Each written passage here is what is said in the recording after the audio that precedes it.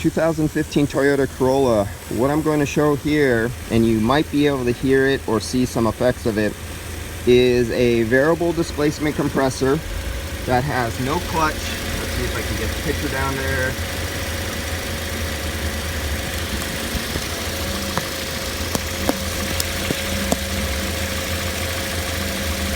It's not very clear, but by that center diameter, for those guys who have experience, you know that's the one that does not have a clutch. Now you'll notice here, as it starts approaching temperature, right now it's off. Is it off right now? I'm waiting for it to go off. Right now it's going up, and on the pressure, and I'm watching the temperature of the suction line. It's climbing down to 37 right there. Now before, there it goes, it just unloaded, but I don't feel it right now. But you can see the low side pressure go up, just like the clutch. Now it just went back on.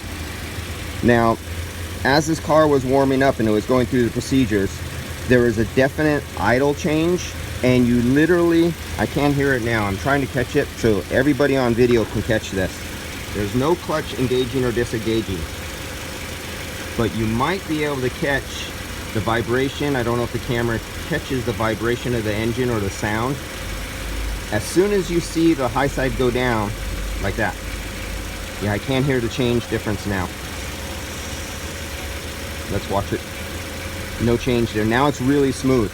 Earlier, I'm sorry I couldn't catch it on video, but you can almost hear, you can hear a little bit down inside the valve body of the clutch, it unloading the displacement of the compressor, and there was a slight idle change, and there's a sound, there's a vibration different in the idle. The idle almost stayed the same, but there is definitely a sound difference. As you can catch, this variable, different models, different makes, different manufacturers have different operating principles. But on this one, you can literally see it load and unload the internals of the variable displacement, taking it out of the circuit just as if it was engaging and disengaging a clutch.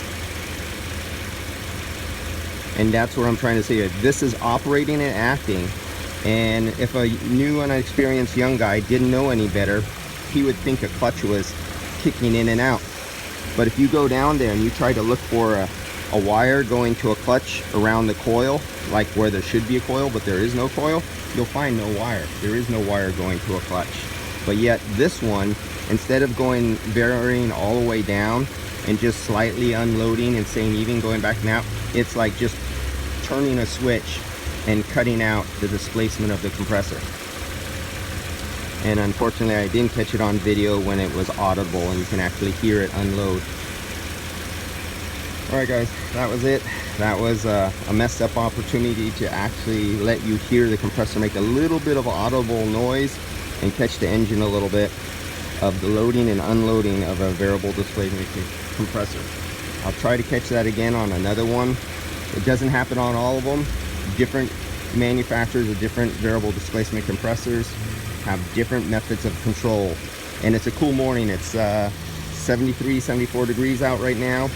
And where my temperature is taking in right here on the inside of the bumper, it's 74 degrees because the hot air is actually rolling around and reheating the air in front of the condenser and making the temperature up here 74 degrees. All right, catch you guys later.